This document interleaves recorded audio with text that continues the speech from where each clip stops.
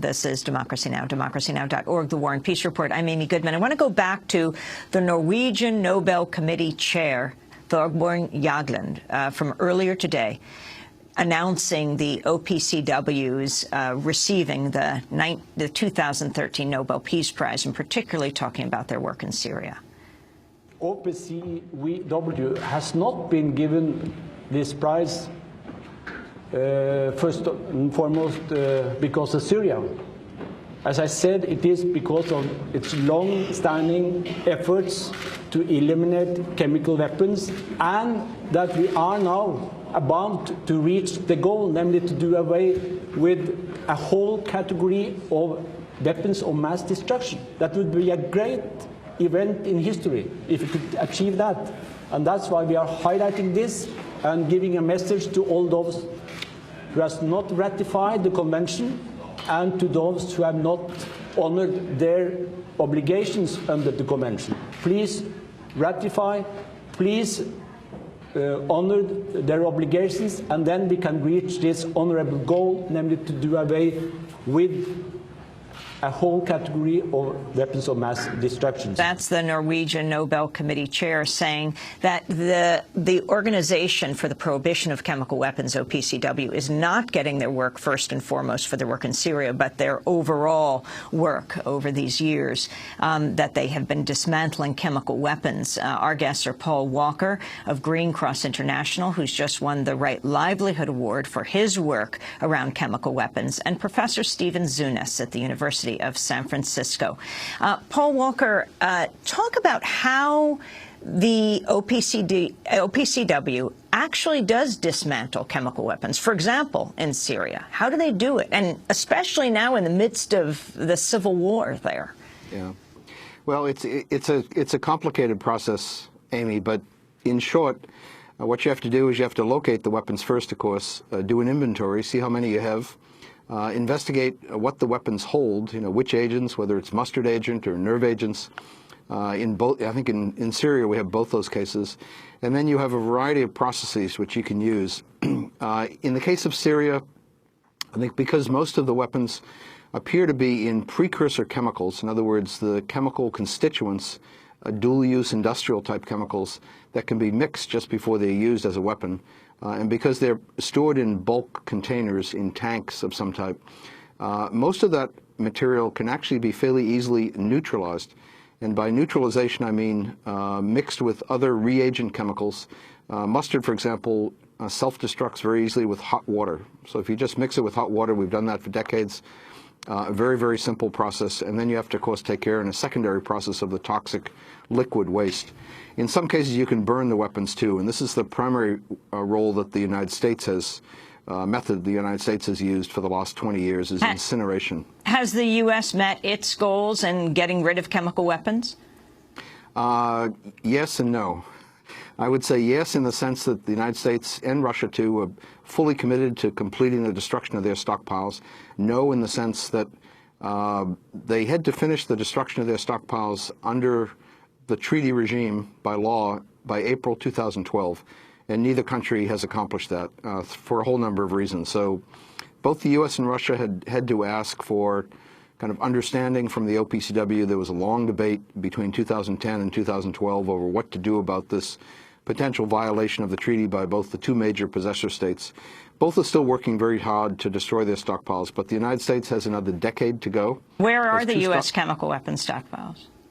We have 2 stockpiles left of 7 originally, and the 2 remaining are in Bluegrass, Kentucky, and Pueblo, Colorado. It's together about close to 3,000 metric tons. And where do they destroy them?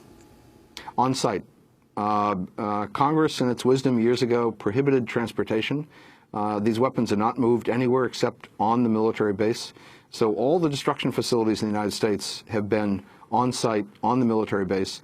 So the farthest they've been moved is probably half a mile, perhaps, in very protective, heavy trucks that move slower than human beings walk.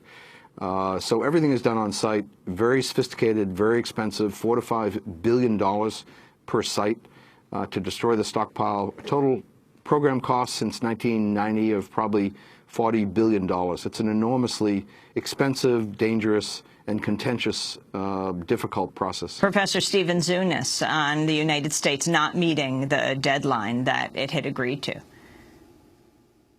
Unfortunately, this does undercut the credibility of the United States, even though, as far as we know, the delay has largely been logistical and technical, not a deliberate attempt to maintain an illegal arsenal, but still. Like as in a lot of areas regarding weapons of mass destruction, not the least of which is the U.S. refusal to live up to its end of the Nuclear Non-Proliferation Treaty. It definitely hurts the credibility of the United States in trying to be an enforcer of these universal disarmament resolutions. Paul Walker, what are the chemical weapons the U.S. still has? U.S. chemical weapons stockpile had absolutely everything in it. And the ones remaining now at Pueblo and Bluegrass are mustard agent. We have mustard agent solely at Pueblo, Colorado. And then in Bluegrass, Kentucky, we have all the nerve agents plus mustard agent and lewisite. So you've got mustard, lewisite, which are blister agents. And then you've got sarin, soman, and VX, which is the most deadly nerve agent ever invented in the world. So these are large and very complicated and weaponized stockpiles. The other point to make, Bluegrass, Kentucky is a weaponized stockpile. So almost all the agent there is actually in weapons, in landmines, artillery shells, rockets, spray tanks, aerial bombs, you name it. Some of us, have said many times, why in heaven's name did the United States and Russia produce all this stuff through the 1950s, 60s, 70s? Enormously dangerous, leaking, risky stockpiles. So it's in everyone's interest to get rid of these weapons as safely and as quickly as possible. But the main goal is safe and sound and irreversible. Paul Walker, what about the connection between chemical weapons and nuclear weapons, particularly looking at the Middle East? Yeah, the step of Syria to accede to the treaty, I think, is a major historic step, and I keep emphasizing that point. And I think both the Right Livelihood Award and the Nobel Peace Prize have now sort of acknowledged that. Syria maintained its chemical weapons stockpile. It said publicly many times to defend against Israel's nuclear weapons stockpile. Egypt has followed the same suit. So there's been linkage between chemical and nuclear weapons. Those countries, none of those countries have also ratified the Biological Weapons Convention.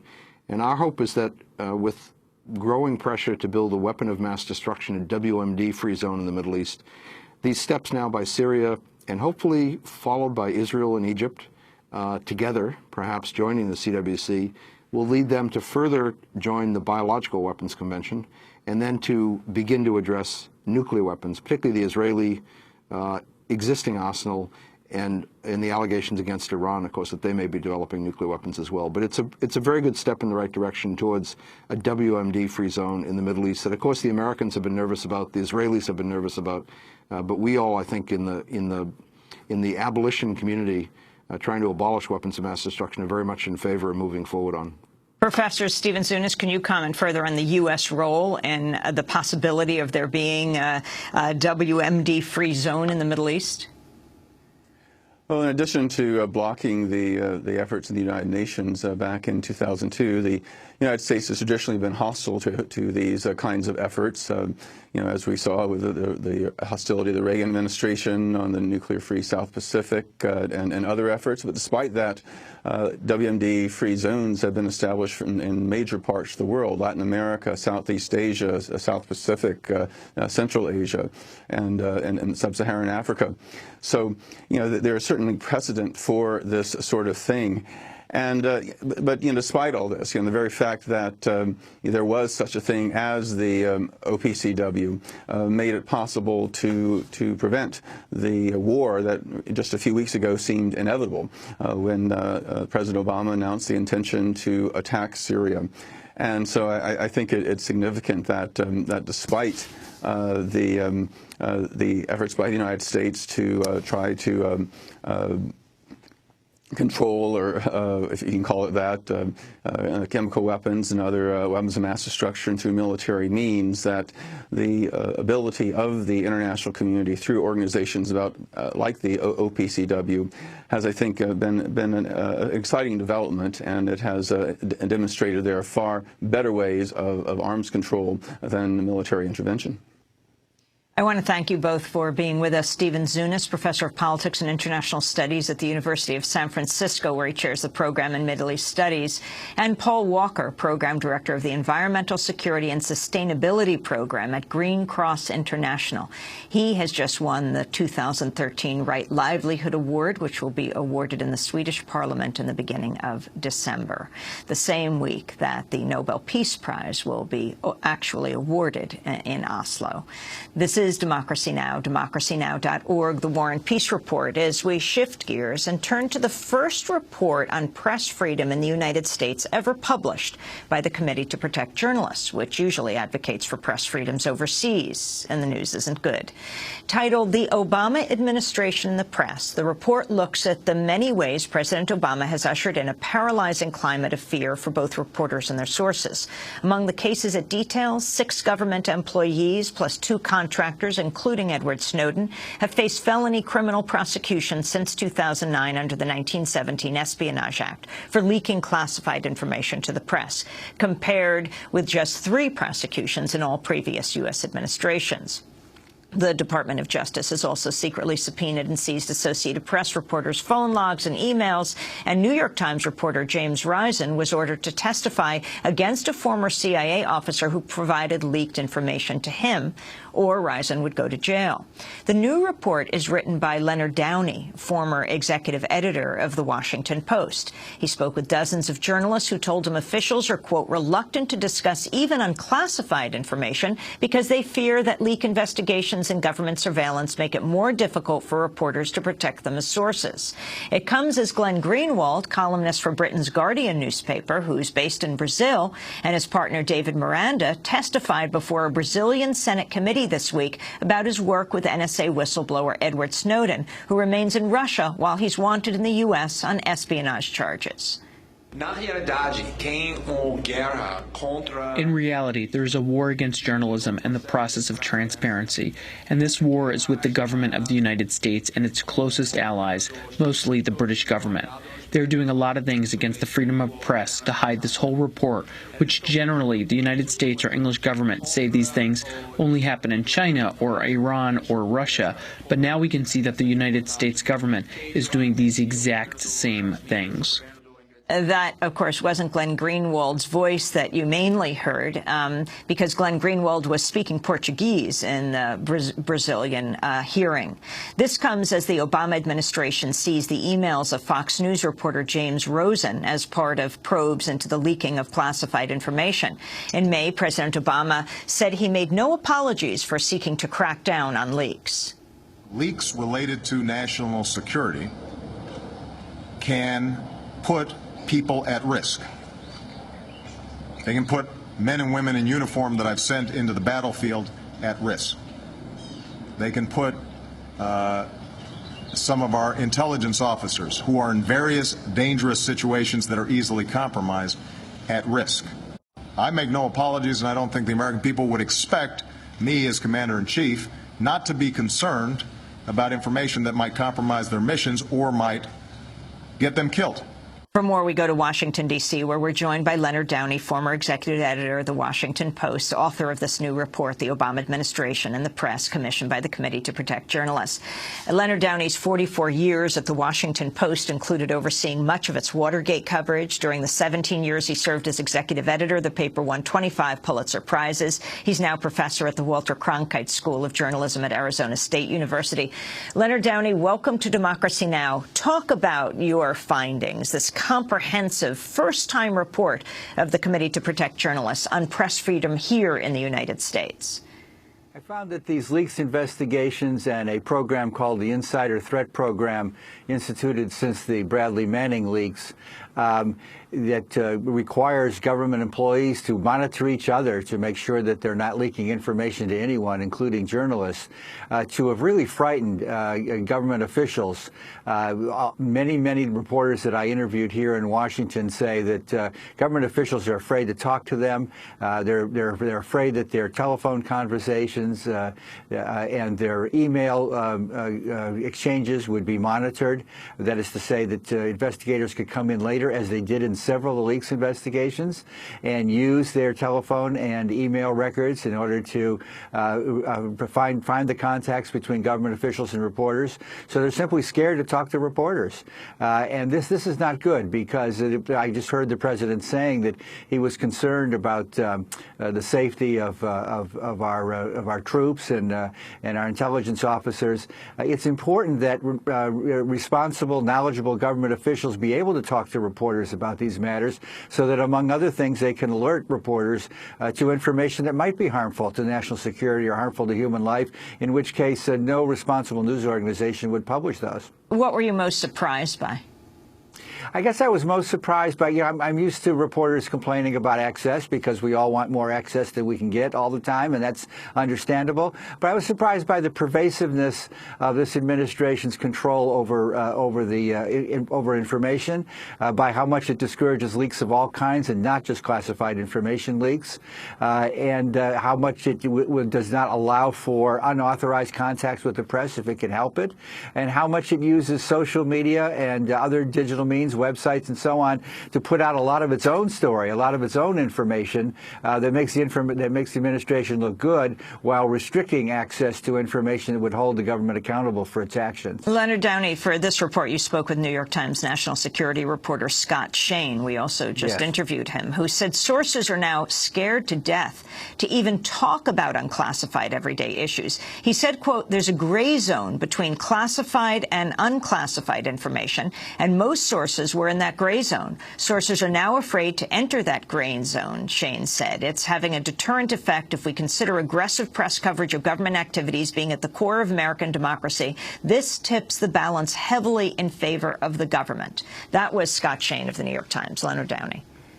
Yes, that's exactly what he told me, and this is exactly what I heard from dozens of reporters around Washington, from news executives, and even from some former government officials who are concerned, as I said earlier, about the fact that it's important that knowledgeable reporters like Scott Shane, who knows so much about national security, and his editors who can make good decisions about what to publish, if they're cut off from this information that's important for them. Here's a good example.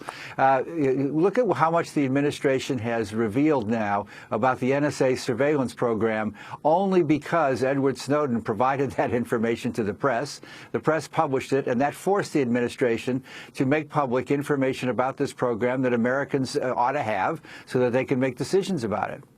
In May, reporters asked President Obama whether his administration's probe of the emails of Associated Press reporters and editors' emails recalls President Richard Nixon's targeting of the press when it attempted to block the New York Times from publishing the Pentagon Papers, the secret history of the Vietnam War leaked to the paper by whistleblower Dan Ellsberg.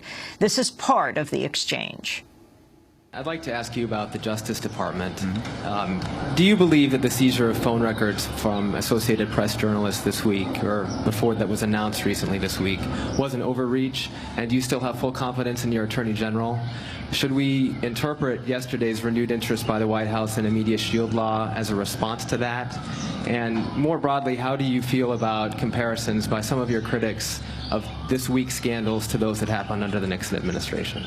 Well, yeah, I'll let you guys engage in those comparisons, and you can go ahead and read the history, I think, and draw your own conclusions.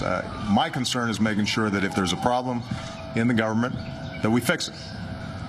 That's my responsibility, and that's what we're going to do. And this is White House spokesperson Jay Carney, questioned in May about the AP spying scandal and the Obama administration's prosecutions of whistleblowers. This administration in the last 4 years has prosecuted twice as many leakers as every previous administration combined. How does that reflect balance? I would say that the president is committed to the press's ability to pursue information, to defending the First Amendment. He is also, as a citizen and as Commander-in-Chief, committed to the proposition that we cannot allow classified information to be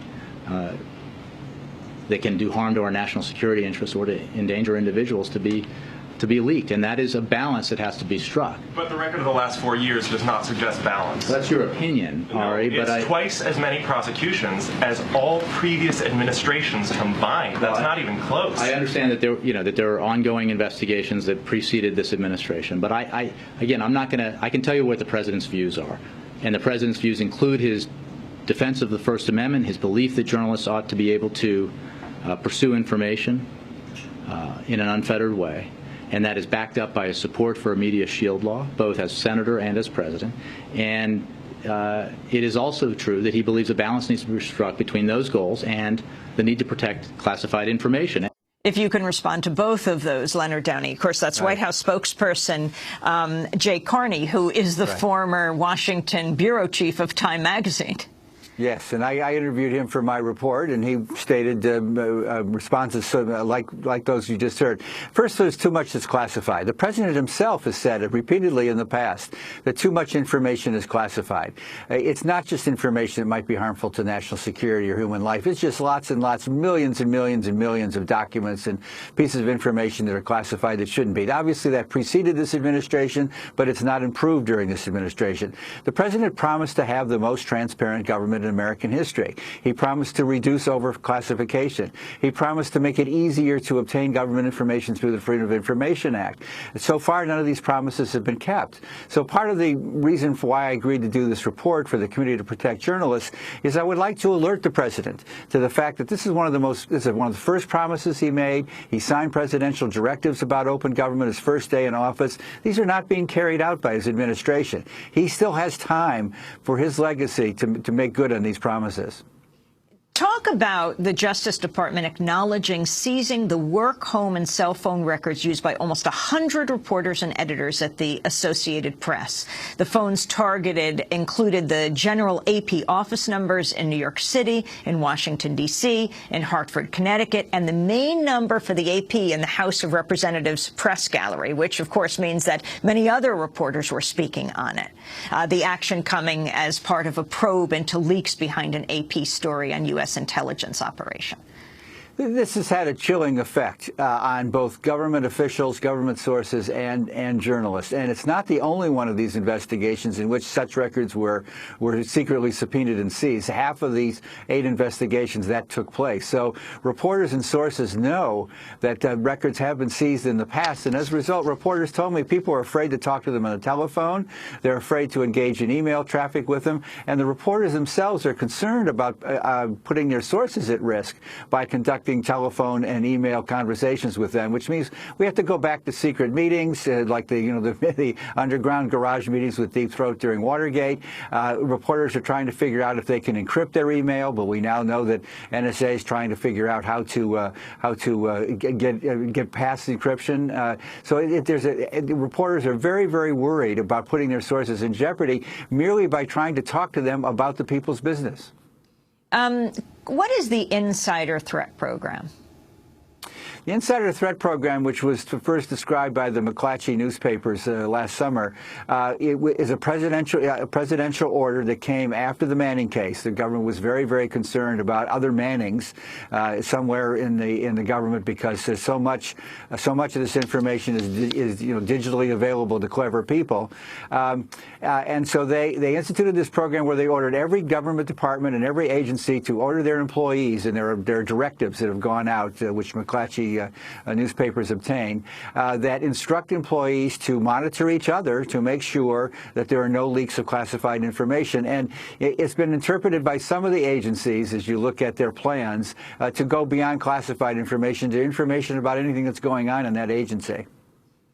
How do you think overall, Leonard Downey, the press have been impacted? I mean, going back to this point that the Committee to Protect Journalists has never issued a report on press freedom in the United States before. Correct. This has had a chilling effect on not just coverage of national security, but coverage of the government generally, along with the other policies of the administration in which they've exercised such tight control over their message, over their information, that makes it very difficult for the press to hold the administration accountable for its actions. Now, that doesn't mean reporters are going to stop, and even though they complain to me, they're still out there working aggressively, and there still is good coverage of a lot of things, but we don't know what we've not been able to find out about how this government works in order to hold it accountable to the American people. The president said he wants to be able to have his government held accountable to the American people. Then I think they should change their policies. Why is President Obama doing this? I mean, you hear the questions of Jay Carney. I mean, under the Obama administration, more than twice the number of journalists and sources have been gone after, prosecuted, than all administrations combined. There are two different patterns here. One began with 9/11, and in fairness to the administration, the Patriot Act was passed under George Bush. Some of these leaks investigations did begin during the Bush administration, as Jay Carney said, although then they reached fruition with prosecutions under the Obama administration, and new investigations began, like the one with the Associated Press and Fox News that you've talked about. So that atmosphere of being concerned about national security leaks and pressure from the intelligence community to stop these kinds of leaks began during the Bush administration, has accelerated during the Obama administration. At the same time, the Obama people discovered during the two election campaigns a very tight message control in which they try to get their news out to people, news that they generate out to Americans, but make it more difficult for reporters to hold them accountable, worked very well during the campaigns, and they've been much more successful than previous administrations at carrying that control over into the workings of government itself once they took office. Other administrations have tried this, but they've not been as successful at it. Leonard Downey, go ahead. Okay, and the third factor is obviously the new digital world we live in, which gives them much more levers for controlling the message than we've ever had before. What needs to be done very quickly? The president needs to keep his promises. He needs to reduce overclassification. He needs to make it easier to obtain information through the Freedom of Information Act. He needs to put the word out that government officials should be allowed to talk to the press unless it's something that's going to be harmful to national security. Leonard Downey, I want to thank you for being with us, former executive editor of The Washington Post, author of the new report, The Obama Administration and the Press, commissioned by the Committee to Protect Journalists, the first time the CPJ has looked at freedom of the press in the United States. We'll link to that report at democracynow.org. We'll be back in a minute.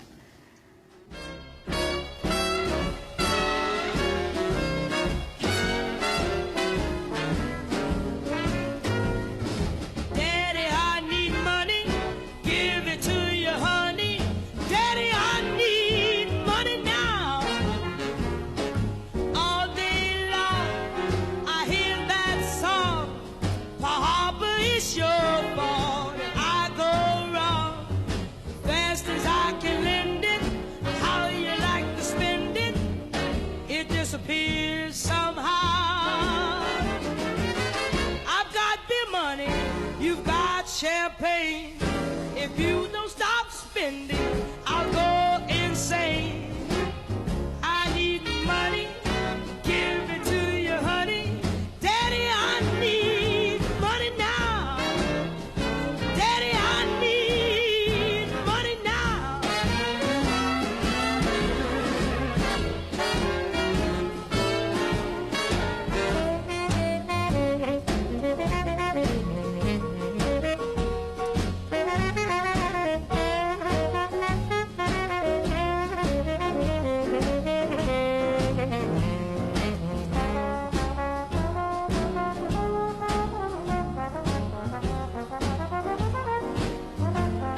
Laverne Baker, Money Blues, here on Democracy Now!, democracynow.org, The War and Peace Report. I'm Amy Goodman. The U.S. Supreme Court appears poised to strike down most of the remaining limits on massive spending by wealthy donors on political campaigns.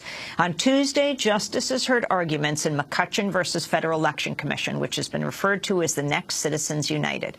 Republican leaders and wealthy GOP donor Sean McCutcheon want the Supreme Court to throw out aggregate limits on individual contributions in a single 2-year 2-year cycle, saying they violate free speech. On Tuesday, the likely swing vote, Chief Justice John Roberts indicated he's prepared to strike down caps on donations to individual candidates, but perhaps not on donations to political committees. The McCutcheon case marks the first major challenge to campaign finance rules since the 2010 Citizens United decision, which opened the floodgates for unlimited corporate spending on elections. For more, we go to Bert Newborn, law professor, founding legal director of the Brennan Center for Justice at NYU Law School. Welcome to Democracy Now! Talk about the significance of this week around campaign finance. Well, the importance of the McCutcheon case is it's the first time people have zeroed in on contribution limitations. The law is that expenditures, if